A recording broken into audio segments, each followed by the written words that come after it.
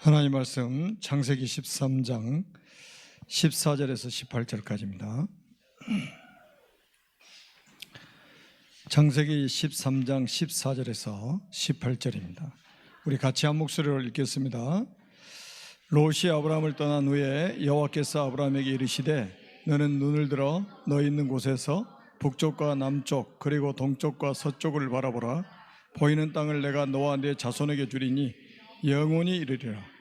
내가 네 자손의 땅에 티끌이니 사람이 땅에 티끌을 능히 셀 수 있을진데 내 자손도 세리라. 너는 일어나 그 땅을 종과 행으로 두루 다녀보라. 내가 그것을 내게 주리라. 이에 아브라함이 장막을 옮겨 헤브론에 있는 마므레 상수리 숯불에 이르러 거주하며 거기서 여호와를 위하여 제단을 쌓았더라. 아멘. 오늘도 어떤 렘넌트가 저한테 문자를 하나 보냈어요. 그 마음이 굉장히 기뻤어요. 문자를 보내서 기뻤던 게 아니고 그 문자 내용이 굉장히 제 마음을 또 이렇게 감사하게 만들었습니다. 이렇게 우리 렘넌트들을 하나님이 세워 나가시는구나. 진짜 우리는 대충 도와주는데 하나님은 우리 렘넌트들을 절대 그냥 놔두지 않으시는구나. 이런 것들을 확인했고요. 제가 어제도 한 6군데 신방을 했는데 가는 곳마다 우리 중직자나 또 렘넌트들 이렇게 만나서 포럼해 보면 참 제가 놀랄 정도예요. 하나님이 이렇게 우리 중직자들을 붙잡고 계시고 또 우리 렘넌트들을 하나님이 키워나가시는구나. 이런 생각을 하면서 굉장한 행복이 저한테 또 넘쳐나는 것을 또 이렇게 체험하게 됐습니다. 오늘 이제 또 이렇게 우리 렘넌트들 소리가 들리니까 얼마나 좋습니까? 사실은 우리 부모님들이 그 자녀들에게 예배드리는 모습을 보여주고 이게 인턴십이잖아요. 기도하는 모습을 보여주는 거 이거 인턴십이에요. 성경 읽는 거 보여주는 것이 인턴십입니다. 그리고 성경 암송하는 것도 보여주는 거예요. 인턴십입니다. 이게 교회를 왔다가 갔다 하는 이 모든 것들을 보여주는 게 인턴십이에요. 뭐 대단한 걸 보여주는 것이 중요한 게 아니에요. 아주 기본적인 아주 이런 근본적인 것들을 우리 자녀들이 보게 하는 것이 우리 자녀들의 미래를 위해서 굉장히 아주 좋은 일들이죠. 수요일 저녁에 그 결론 부분에 단을 쌓으라는 말씀을 마무리했었죠. 그래서 오늘은 이제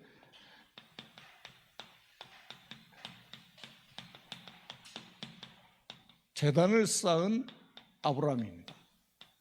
아직 아브라함이 아니고 아브라함. 우리가 이제 좀 가능하면 이제 메시지를 간단하게 하고 좀 찬양하고 좀 기도했으면 좋겠어요. 금요일 저녁에는 기도할 때도 좀 부르짖어서 한번 기도를 해보세요. 하나님이 믿음의 조상 아브라함을 부르셨습니다. 누가 우리를 부르셨느냐 이게 중요하죠. 사람이 우리를 부르신 게 아니고 하나님이 우리를 부르셨다는 거예요. 이게 확실하면 이게 우리 정체성이 되는 거예요. 흔들릴 이유가 없는 거죠. 다른 사람이 나를 알아주지 않아도 인정해 주지 않아도 나를 도와주지 않아도 아무 상관없어요. 전능하신 하나님이 나를 부르셨기 때문에. 이 부분에 대해서 확신이 있어야 된단 말이에요. 이 부르심이 결국 구원 아닙니까? 그러면서 네 아비 본토 친척을 떠나라고 말씀하십니다. 그 말이 무슨 말입니까? 세속에서 떠나라는 거예요.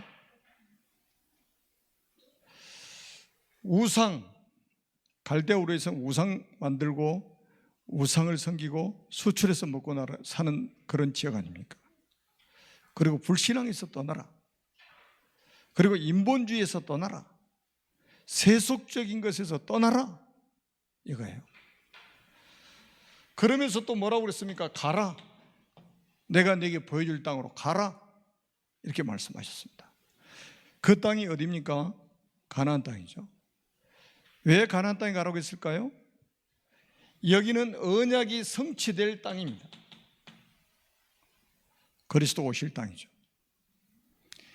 그리고 그리스도께서 오셔서 이곳에서 언약이 성취되면 이 언약을, 성취된 이 언약을 온 세상에 전해야 된단 말이에요. 그래서 세계 복음화가 시작될 땅이기도 합니다. 저는 그래서 이스라엘 가서 40-50명, 한 번 가면 이제 40-50명 목회자 부부들이 이렇게 와서 세미나를 하잖아요. 저는 솔직히 그랬어요.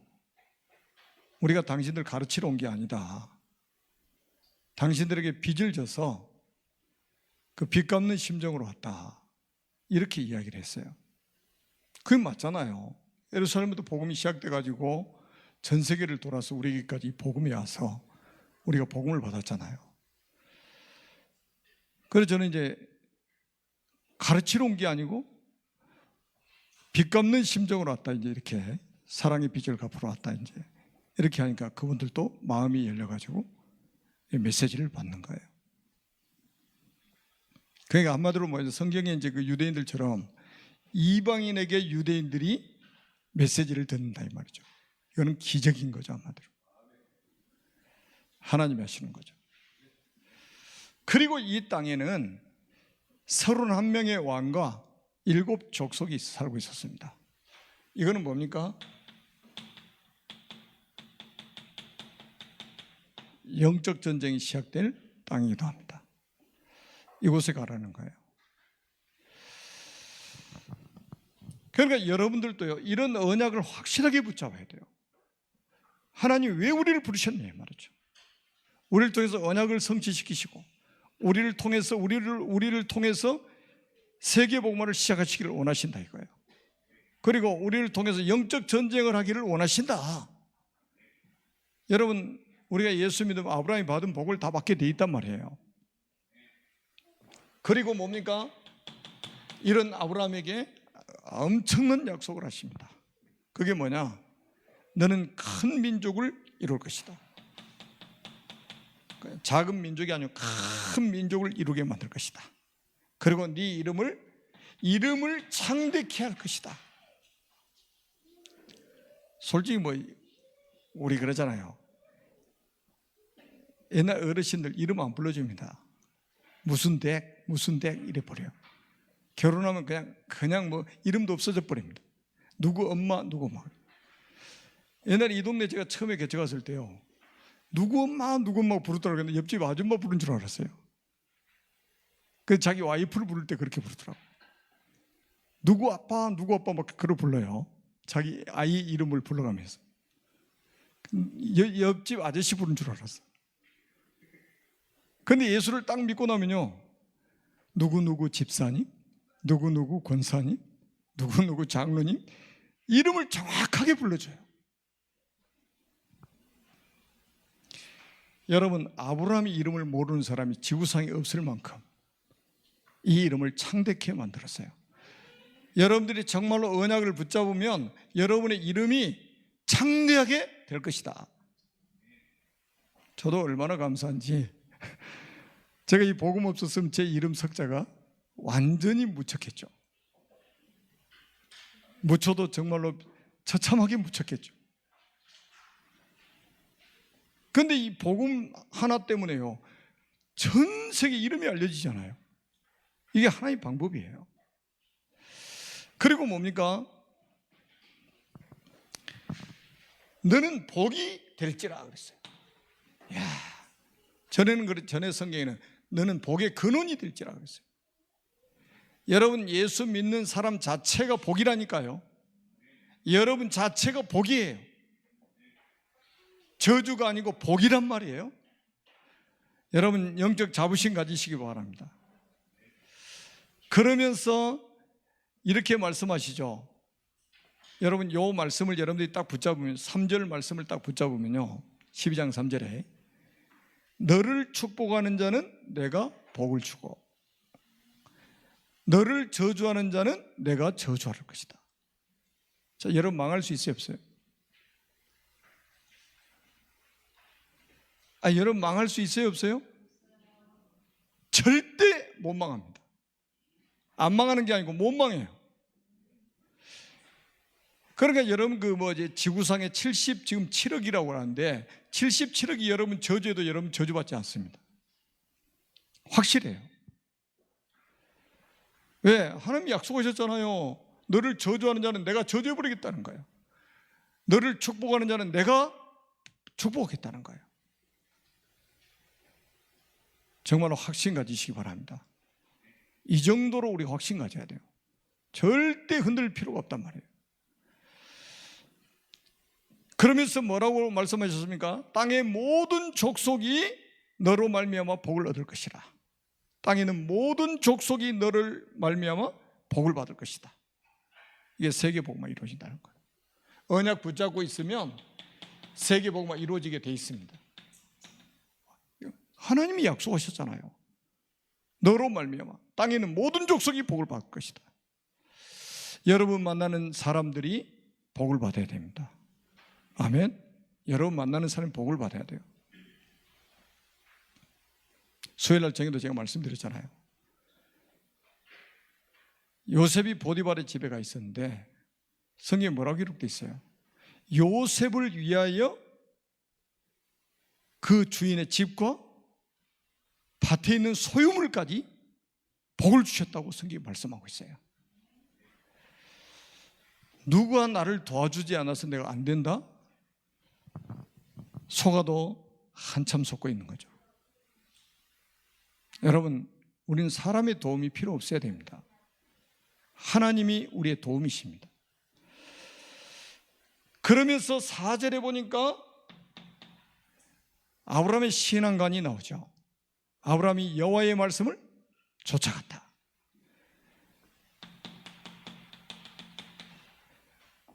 우리는 꼭 기억해야 됩니다. 우리 신앙생활의 기준은 성경입니다. 하나님 말씀이에요. 그러니까 좀 누가 무슨 말을 했다 얘기에 흔들리지 마세요. 그러니까 그런 유치부들이 하는 거예요. 유치부들이 신앙생활 막 10년 20년 해가지고 사람 소리에 막 흔들리고요. 언제까지 우리가 그렇게 살아야 됩니까? 아브라함이 여호와의 말씀을 쫓아갔대요. 여호와의 말씀을 따라갔대요. 우리 믿음의 조상 아브라함이. 왜 우리가 강단의 말씀을 받아야 됩니까? 말씀 따라가겠다는 의지 아닙니까? 왜 삼천 제자가 사도의 가르침을 받았을까요? 말씀 중심으로 신앙생활 하겠다는 거예요. 이 정도 결단이 있어야 돼요. 하나님 말씀은 무하다니까 장황무해요. 그래서 여러분들 꼭 신앙생활의 기준은 하나님의 말씀인 성경이다. 성경의 기준은 그리스도입니다. 사람 소리는 참고하시고 사람 소리는 수용하되 참고하시고 하나님 말씀 따라가면 절대 실패하지 않습니다. 왜냐하면 말씀은 반드시 성취되기 때문입니다. 우리는 아브라함이 받은 복을 우리도 다 받게 돼 있어요. 하나님의 약속입니다. 그 다음에 두 번째는 이렇게 부르심 받은 아브라함이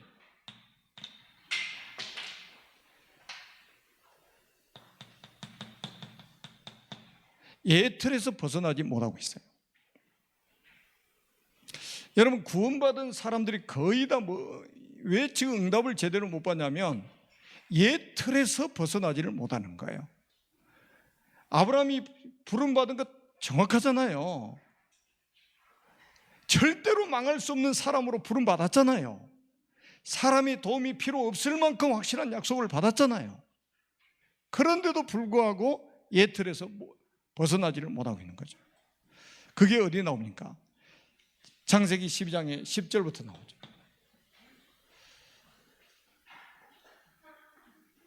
하나님이 약속의 땅에 딱 갔는데 거기서 정착하고 사는데 기근이 들었어요. 그러니까 어디로 갑니까?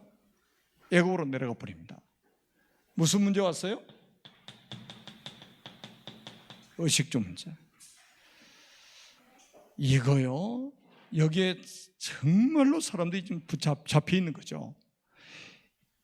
딱 불신자 수준 그대로 잡혀 있는 거예요. 의식주. 아니, 여러분 같으면 그렇게 하겠죠. 내가 여기서 죽어도 이 땅에서 죽겠다. 아멘? 하나님의 약속의 땅이잖아요. 기근 들어가지고 먹을 것 없으면 이 땅에서 죽어야지. 아니, 그리스도 오실 땅으로 가서 그리스도 기다리라고 보냈는데 기근이 드니까, 의식주 문제 오니까 바로 애굽으로 내려가 버린 거예요. 애굽은 세상을 상징하는 나라잖아요.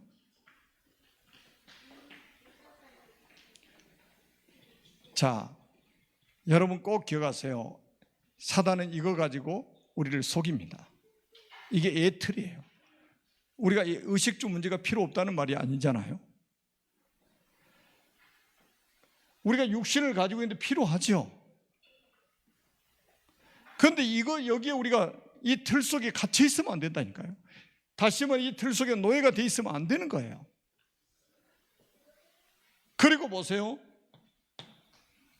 내려가면서, 애굽으로 내려가면서 일어나지도 않는 일에 대해서 앞당겨서 염려하고 근심하죠. 결국 뭡니까? 거의 지금 불신자 수준으로 예수 믿는 사람이 염려 근심합니다. 그래서 자기 아내 불러가지고요, 당신이 정말 내가 볼 때 아름답다. 그러니까 당신을 애굽 왕이 뺏으려고 나를 죽이고 당신 뺏으려고 나를 죽일 것이다. 그러니까 내 누이라고 하자. 앞으로 일어나지도 않았는데 일어날 것에 대한 확신을 가지고 염려를 앞당겨서, 근심을 앞당겨서 하기 시작합니다. 이게 다 뭡니까? 예틀이에요. 불신자 상태에서 가지고 있는 예틀입니다. 아니, 지금 아브라함을 부르실 때 어떤 약속을 하셨는가를 잘 보시라니까요. 그게 저와 여러분 모두에게 하신 약속이에요. 염려할 필요가 없다니까요. 근심할 그런 신분이 아닙니다, 여러분들. 아멘? 아이, 죽으면 죽어야죠, 우리가. 죽을 때 되면 죽어야지 뭐. 먹을 거 없어서 진짜 죽을 일이 생기면 죽어야 되잖아요. 그러면서 이걸 자기 아내를 내어주면서 얻은 게 뭡니까? 그렇게도 좋아하던 재물을 딱 얻었어요. 딱 불신자 수준 아닙니까? 세상 사람들은 거의 이거를 뭡니까? 이런 재물이 딱 생기면요, 성공했다고 생각하죠. 이게 성공의 기준입니까? 저는요, 이게 이제 복음을 알아가면 알아갈수록, 야, 어떻게 헌금 한번 못 해보고 이 땅에 살다가 죽어버린다. 재물을 쌓아놓고 한 번도 하나님 앞에 헌금이라는 걸 드려보지도 못하고 세상을 떠난다. 참 불쌍한 사람이다. 재물이 하나님 건데 자기 건 줄 알고 움켜쥐고 있다가 그냥 가는 거예요. 얼마나 불쌍합니까? 그런데 제가 우리 성도님들을 딱 봐요. 저는 이제 쭉 지켜봤잖아요, 우리 성도님들. 진짜 놀랍습니다. 표면적으로 봤을 때 재벌이 없잖아요. 사업을 막 거창하게 하는 분도 없잖아요. 그런데 교회에 딱 필요하면요, 그 허리띠 졸라매고 모아놨던 돈을 가지고 하나님께 기쁨으로 헌금하는 걸 봤어요. 그게 축복이잖아요. 쌓아놓는 게 축복이 아니고 하나님이 내게 주신 것을 드릴 수 있는 그 기쁨을 누리는 사람, 그게 다윗의 고백 아닙니까? 하나님이 내게 주신 것을 하나님께 다시 드렸을 뿐입니다. 자랑할 것도 없다 이 말이죠, 한마디로. 그래서 우리는 빨리 뭡니까? 새 틀을 갖춰야 된다. 새 틀을 갖춰야 된다. 여러분, 큰 재물을 얻어가지고 아브라함이 이제 다시 올라오잖아요. 애굽에서 다시 올라와요. 13장 2절에도 보니까 막 금은 보화를 뭐 잔뜩 가지고 나옵니다. 거부가 돼가지고 올라오는 거예요. 그 이런 걸 보면 참 감사해요. 왜냐하면 진짜 이 언약의 사람은요, 넘어져도 축복을 짊어지고 일어나게 만드시더라고. 하나님 보니까 엎어지면 어떻게 해요? 축복을 안고 일어나게 만들어요. 아브라함이 거짓말을 해가지고 바로 왕에게 재앙이 임했어요. 거짓말은 아브라함이 했는데 재앙은 누가 받냐? 바로 왕이 받는 거예요. 무슨 말인지 잘 이해가 안 되십니까? 언약의 사람은 하나님이 책임지신다는 거예요. 그러면서 이제 올라가가지고요, 둘이 다 이제 아브라함도 거부가 되고 아브라함과 같이 쫄쫄쫄 따라다니는 롯도 거부가 돼버렸어요. 목축업을 하니까 같이 있을 수가 없다 말이에요. 땅이 좁아가지고. 그래서 이제 선택권을 자기 조카한테 주죠. 그러면서 모든 것을 양보합니다. 이게 새 틀이에요. 다시 말하면 언약 가진 사람의 여유죠. 여러분, 언약 가진 자는 이런 여유가 있어야 됩니다. 자기 조카한테 다 양보하잖아요. 네가 동으로 가면 나는 서로 가고, 네가 서로 가면 나는 동으로 가겠다. 먼저 선택해라. 그러니까 이제 롯이 결국은 소돔과 고모라 성 선택을 하죠. 왜냐하면 언약이 확실하지 않은 롯이 볼 때는 여호와의 동상 같았단 말이죠. 여호와의 동상 같았다고 그랬어요. 여호와께서 멸하시기 전이었는 거로 여호와의 동상 같았다. 그러니까 뭐 의식주의 축복을 누릴 수 있는 최고의 그런 도시를 선택한 거죠. 여러분, 양보하는 것은 빼앗기는 게 아니에요. 양보하는 건 빼앗기는 게 절대 아닙니다. 왜냐하면 언약 안에 모든 것이 다 있다는 것을 믿기 때문에 양보할 수 있는 거예요. 분명히 성경에 그랬잖아요. 아브라함이 약속하셨잖아요. 너를 축복하는 자는 내가 복을 주고 너를 저주하는 자는 내가 저주하겠다. 절대 망할 수 없는 것을 확신한 사람은 양보할 수 있습니다. 그러면서 14절에 아주 중요한 말씀이 있죠. 롯이 아브라함을 떠난 후에 이렇게 말합니다. 조카로서 뭡니까? 참 불신앙 덩어리가 붙어 있는 거예요. 여러분, 그 친구도요, 다 불신앙한 사람 친구 삼아가지고요, 같이 어울려 다니면서 불신앙하고 그러면요, 정말로 인생 어려워집니다. 여러분, 가족 중에도요, 다 불신앙한 사람이 있어요. 그 사람은 1시간 정도 앉아 있어 보세요. 머리가 아프다니까. 여러분, 믿음의 사람을 딱 만나야, 불신앙한 사람 자꾸 만나가지고 불신앙에 빠져버리면 혼돈, 공허, 흑암 그 자체가 이 말이죠. 롯이 아브라함을 떠나고 난 다음에 하나님이 아브라함에게 나타나셔서 뭐라고 말씀하시냐면, 야, 동서남북을 바라봐라. 동서남북을 바라봐라. 정과 행으로 네가 다 다녀봐라. 네가 밟고 다니는 모든 땅을 내가 너에게 줄 것이다. 그러면서 뭐라고 말씀하냐? 네 자손이 이 티끌 같을 것이다. 티끌을 셀 수 있을진데 내 자손들을 셀 수 있을 것이다. 이야, 하나님이 막 축복을 하는 누가 막습니까? 셀 수 없이 막 하나님이 쏟아 부으시겠다는 거예요. 그래서 이 언약을 딱 붙잡고 나서 아브라함이 뭐를 하냐? 제단을 쌓는 거예요. 제단이라는 말은 뭡니까? 성경에는 제단이라고 나와 있어요. 제사 지내는 단이라 이 말이에요. 그 말은 뭡니까? 아브라함이 피 언약을 확실하게 쌓게 됐다 이 말이에요. 이게 새 틀이에요. 새 틀. 그리스도 안에 있으면 새로운 피조물이라. 아멘. 이 말은 다른 말로 하면 뭡니까? 영적 서밋 타임을 가졌다 이 말이에요. 영적 서밋 타임.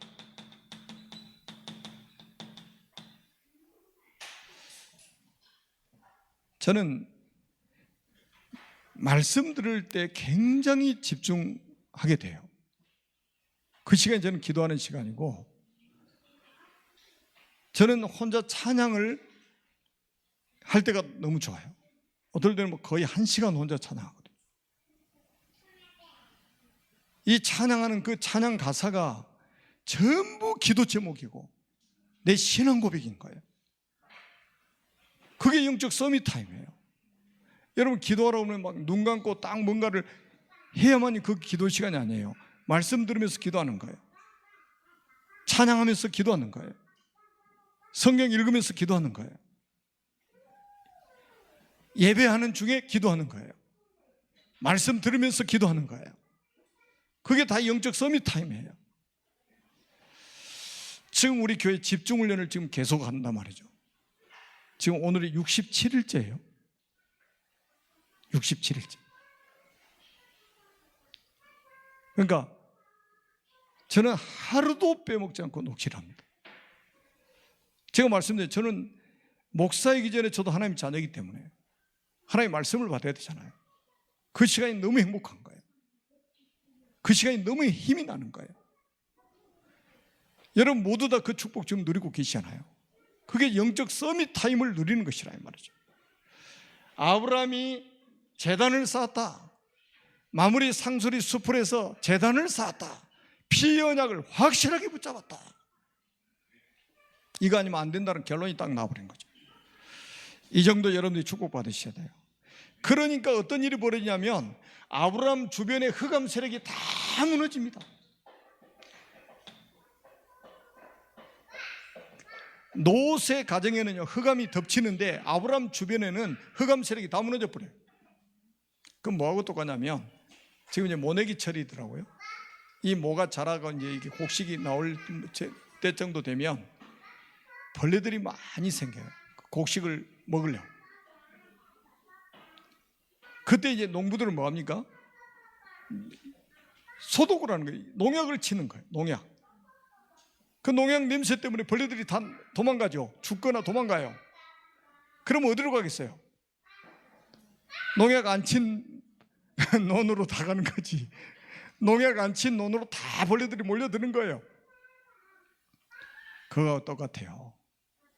여러분이 그 영적 서밋 타임을 누리고 있는 그 시간에 흑암 세력이 무너집니다.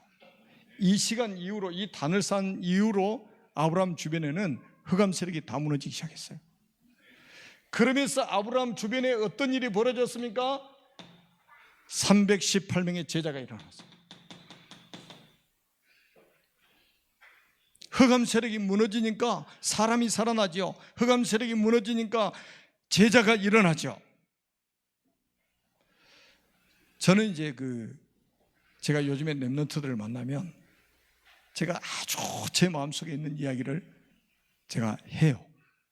제가 합니다. 다음 세대를 우리 언약의 바톤을 우리가 넘겨주고 가야 되니까 제가 이야기를 합니다. 왜? 알아들으니까. 못 알아듣는 사람이 할 필요가 없죠. 알아들으니까 합니다. 근데 진짜 우리 렘넌트들 알아들어요. 너무 감사한 일이죠. 그러니까 제 마음속에 있는 걸 이야기를 하면 알아듣는다니까요. 그게 제자예요. 여러분 318명의 완전 생명건 제자들이 일어났다니까요. 그러면서 아브라함이 어떻게 세트를 갖추는가 보세요. 이 318명을 거느리고 와서 자기 조카 롯과 그 부녀들과 재물까지 다 빼앗겼는데 그걸 다 찾아왔잖아요. 전쟁에서 승리했단 말이에요. 그래 돌아오는 길에 누구를 만나? 멜기세덱을 만난 거예요. 멜기세덱을. 그래가지고 뭐를 드리냐? 11조를 하나님께 멜기세덱한테 드리는 거죠. 아니 의식주 문제 때문에 애굽으로 그냥 언약도 팽개치고 내려갔던 사람이 완전히 이렇게 세트를 갖춰가지고요, 하나님이 10의 1조를 드리잖아요.